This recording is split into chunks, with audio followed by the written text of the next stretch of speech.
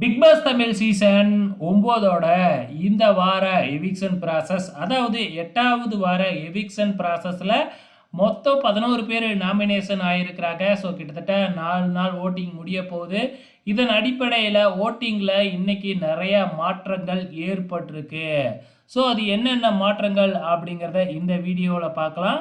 முதல் இடத்துல தொடர்ந்து விக்கல்ஸ் விக்ரம் அவர்கள் தான் முதல் இடத்துல இருக்கிறாங்க. 2வது இடத்துல திடீர்னு 4வது இடத்துல இருந்த பார்வதி 2வது இடத்துக்கு வந்துட்டாங்க. அவங்களோட வாக்கு சதவீதம் 12.74. அதுக்கு அடுத்தது 2வது இடத்துல இருந்த திவ்யா கணேஷ் 3வது இடத்துக்கு போயிருக்கிறாங்க. 4வது இடத்துல வழக்கம் போல் நம்ம கம்ருதீன் 3வது இடத்துலேருந்து 4வது இடத்துக்கு வந்திருக்கிறாங்க.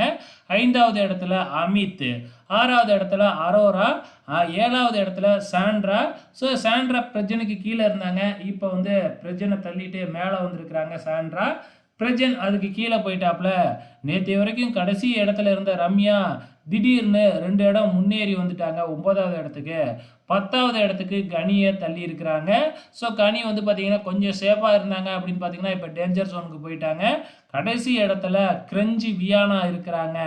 ஸோ இந்த வாரம் வியானாவை தூக்கி வெளியில் போடுவாங்களா இல்லை ரம்யாவை தூக்கி வெளியில் போடுவாங்களான்னு தெரியல. ஆனால் அன்அஃபிஷியல் ஓட்டிங்கில் இப்படி மாற்றங்கள் நிறையா நடக்குது.